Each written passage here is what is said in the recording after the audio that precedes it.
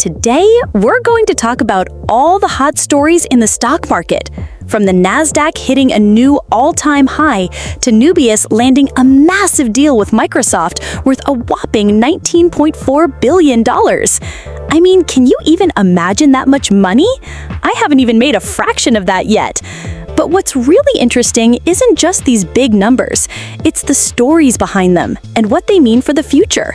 That's what I'm going to dive deep into today. Let's get to 1,000 subscribers. Please help support Joni and our team by subscribing and turning on notifications. Let's start with the US stock markets, which right now are like someone standing on a chair trying really hard to keep their balance without falling over. The Nasdaq just set a new all-time high, but futures are moving pretty gently, kind of like someone who just finished running a marathon and needs to walk slowly to catch their breath before continuing. The fact that US stock markets are showing stability after the Nasdaq hit this new record really shows how confident investors are about monetary policy heading in a growth-friendly direction. However, futures trading in a narrow range, with S&P 500 futures up just 0.1% and Nasdaq 100 futures barely changing, shows that investors are waiting for clear signals from next week's Fed meeting. The market expects at least a 25 basis point rate cut, or maybe even 50 basis points if this week's economic data confirms the economic slowdown trend. It's like waiting for test results. You know you might get a good grade, but you still have to wait.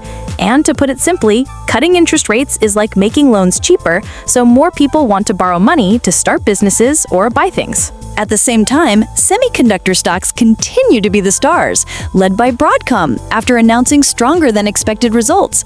It's like a student we thought would get a B+, but ended up with a perfect A. Everyone's shocked and happy at the same time. But what's worrying is that investment concentration in tech stocks is starting to concern analysts, because if this sector corrects, it could seriously impact the overall indexes.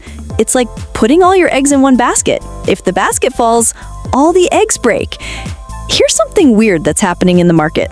Weak employment data showing only 22,000 new jobs in August, way below expectations, and unemployment rising to 4.3%, the highest in over a year, actually became good news for the stock market. Why? Because it's a clear signal that the Fed will have to cut rates to stimulate the economy. It's like when you're sick and the doctor says you need medicine. You're happy to take the medicine because you know it'll help you get better. The market thinks this bad employment data will force the Fed to cut rates to boost the economy. This creates an environment that's favorable for risky assets.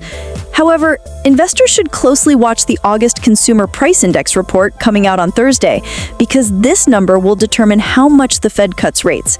If inflation is still above target, the Fed might be cautious about cutting too aggressively, which could cause stock markets to decline, especially high-valuation tech stocks. It's like wanting ice cream, but having to skip it if you have a cold. Now, let's talk about the story that's really exciting the market. Nebius landing a massive $19.4 billion deal with Microsoft, which is a major turning point for AI infrastructure business in the new era. When we talk about $19.4 billion, that's like 700 billion baht in Thai money, more than Thailand's entire annual budget. I'm getting dizzy just counting the zeros. The stock price jumping over 40% in after-hours trading shows how excited the market is about the future of AI cloud business, like a shooting star being launched into the sky with a rocket. Under this agreement, Nebius will provide GPU-equipped infrastructure to Microsoft for 5 years, operating from a new data center in Vineland, New Jersey. The initial contract is worth $17.4 billion and could increase to $19.4 billion if Microsoft exercises options for additional capacity. Nebius, which emerged from Yandex's international operations, is a neo-cloud provider offering GPU-powered cloud infrastructure specifically designed for AI model training and deployment. It's like a gym designed specifically for AI athletes, not just any regular gym where anyone can work out. But when it comes to investing, investors should be careful about customer concentration risk. Relying on Microsoft as a major customer could create long-term risks if Microsoft decides to change strategy or develop its own infrastructure. It's like selling noodles in front of a big company. If the company moves, you have to find new customers. Plus, Nebius having roots in Yandex, Russia's former tech giant, is another factor investors should consider in terms of geopolitical and political risks, especially in an environment where international relations remain tense. However, cash flow from this deal will help support capital expenditures related to the project, and GPU infrastructure will be delivered in multiple phases with specific installation timelines for the next 2 years, which will be important for creating stable revenue for the company. Most importantly, this deal shows the massive demand for AI infrastructure in the market, which is a good signal for other companies in the same business. When we talk about the banking sector, we need to listen to what Alistair Borthwick, Bank of America's CFO, said about aggressive rate cuts over the next 4 months, affecting the bank's net interest income. This is an important warning for bank stock investors. Even though the bank still maintains its previous net interest income guidance, targeting Q4 2025 net interest income of $15.5 to $15.7 billion and expecting 6 to 7% growth for the full year. It's like a money exchange shop. If interest rates go down, banks make less profit from lending. But there's also a bright side. More people will borrow money, and people who already borrowed are less likely to default. Rapidly falling interest rates will pressure bank profits long term, especially large banks with big deposit bases. This is something investors need to consider when thinking about bank stocks. Meanwhile, Borthwick said the bank's markets unit is performing well, up mid-single digits compared to last year, and on track for its 14th consecutive quarter of growth in markets revenue. He added that this unit is lending more to large investors. Regarding consumer activity, consumers having resilience and doing well, with consumer spending still growing and net charge-offs declining, is a good signal for the bank's asset quality. Investors interested in bank stocks should choose banks with diverse revenue streams that don't rely too heavily on interest income. Borthwick also expressed dissatisfaction with the bank's valuation gap and wants to discuss growth plans at the upcoming Investor Day, noting that 2026 net interest income is expected to grow at a rate similar to this year, showing the bank's long-term confidence.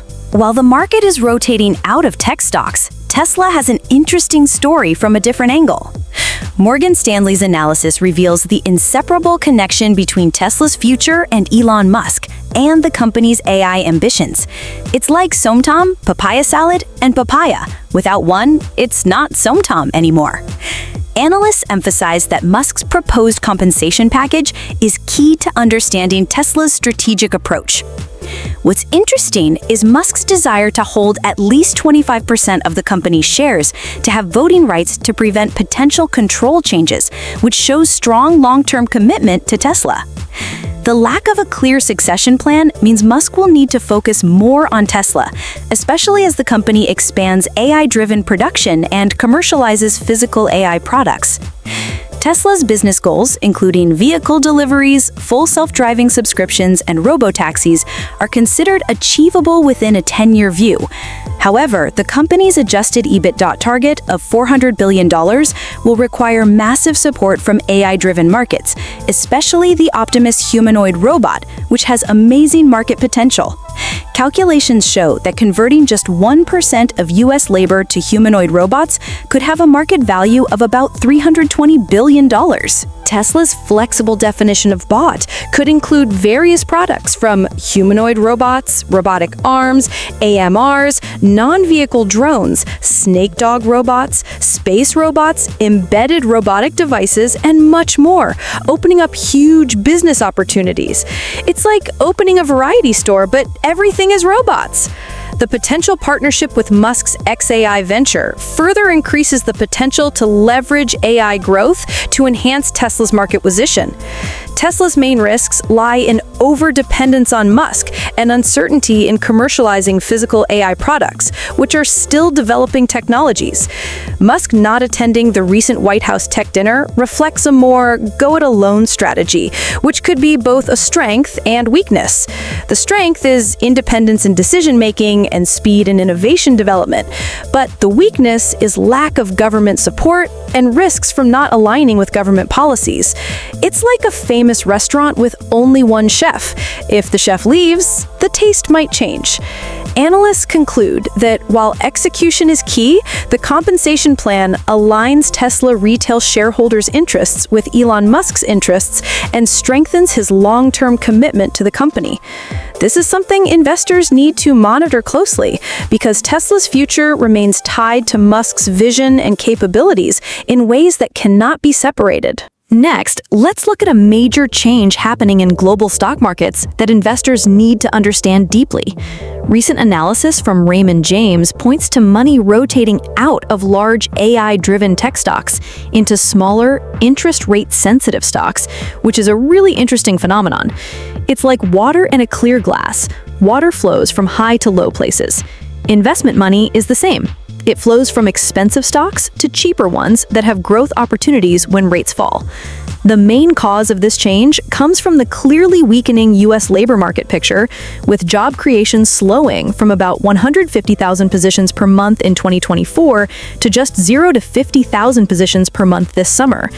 This situation caused 10-year Treasury yields to drop a massive 15 basis points, which is a significant change for institutional investor decisions. Looking deeper, what's happening isn't just temporary adjustment, it's structural market changes that could persist long-term. Interesting data shows that about 50% of the earnings trend difference between large companies and mid-small companies since 2022 relates to higher interest rates' impact on smaller companies. When rates fall, these companies clearly benefit from lower financing costs, easier access to capital, and better ability to expand their businesses. What's interesting is this rotation hasn't happened during an actual recession. It's strategic adjustment amid expectations of monetary policy changes. Raymond James notes that there's no real recession so far and everything remains above the 50-200-day moving averages, emphasizing the strength of this rotation and showing the market still has solid foundations. But investors should be careful about potential volatility, as Raymond James warns that bond market consensus is often wrong.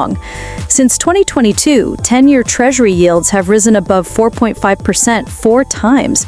And if economic growth picks up through 2026, yields could return to 4.5% again. So while investing in small-cap stocks now might have high opportunity, you need diversification and close monitoring of economic signals. If the economy recovers faster than expected and the Fed stops cutting rates or even raises them again, small-cap stocks could face severe pressure. Investors need to prepare for this in advance. For e-commerce moves, Amazon's investment in Colombia's Rappi is a strategic move to expand influence in Latin American markets. Even though the initial investment is only $25 million, which for Amazon is like buying one bowl of noodles, this deal includes warrants that could allow the Seattle-based e-commerce giant to buy up to 12% of Rappi shares if certain targets are met, though these conditions could change. It's like buying a discount card where you get bigger discounts the more you use it. Access to Rappi's extensive logistics network throughout the region will help strengthen Amazon's competitive position against Mercado Libre, which is a major e-commerce player in Latin America. The Latin American market has high growth potential due to increasing population, expanding internet access, and changing consumer behavior toward online shopping. What's interesting is Amazon using a strategy of investing in local companies rather than expanding on its own, showing learning from experiences in other markets, especially Asia, where understanding local culture and relationships with regulators is very important. For Rappi, this deal represents validation from North America's largest online retailer and creates opportunities to leverage Amazon's advanced logistics systems and cloud computing capabilities to improve operational efficiency and reduce costs. Amazon's move reflects a new expansion approach, emphasizing strategic partnerships over acquisitions or direct competition, helping reduce risks of entering new markets and creating advantages from Rappi's local market knowledge. Meanwhile, Rappi benefits from Amazon's technology and resources to help strengthen competitiveness against other regional players, especially in supply chain management, customer data analytics, and payment system development, key factors for beating competitors in the rapidly growing e-commerce market. What's interesting is Amazon choosing convertible notes and warrant structure, giving flexibility to adjust involvement levels based on Rappi's performance. This is a smart strategy that reduces initial investment risk while opening opportunities to increase control if Rappi shows expected potential. This move also reflects Amazon's confidence in Latin America's e-commerce market future, which still has higher growth rates than developed markets in North America and Europe, preparing for long-term competition in this high-potential region. When we reach the conclusion of all the stories I've shared today, we can see that investors are facing a time when they need to significantly adjust their investment strategies. The rotation from large tech stocks to small cap stocks is a good opportunity, but you need to be careful about volatility and choosing stocks with strong fundamentals, especially companies that can generate real profits and don't depend on speculation or excessive valuations. Tesla remains an interesting long-term stock, but you must accept high risks from dependence on Musk and uncertainty of physical AI technology, which, despite having massive potential, is still an unproven market. Meanwhile, Amazon shows long-term vision in expanding to emerging markets, which could be important future revenue sources, especially as core North American markets approach saturation. Investing in high-growth regions will help create new growth momentum for companies. Investors should pay attention to stocks of companies strategically expanding to emerging markets, as these are important growth sources when core markets start slowing. Diversifying investments among small-cap stocks benefiting from rate cuts, tech stocks with strong fundamentals not relying on excessive valuations, companies expanding to emerging markets, and banks with diverse revenue streams will be appropriate strategies during this transition. Most importantly, investors should avoid short-term speculation and focus on creating long-term returns from companies with sustainable growth trends, while preparing for potential volatility from monetary policy changes and economic environments that remain highly uncertain.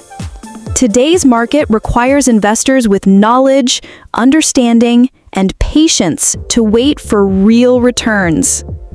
Today, I've shared quite a lot with you all. I hope everyone gains new knowledge to use beneficially. And remember that investing always involves risks.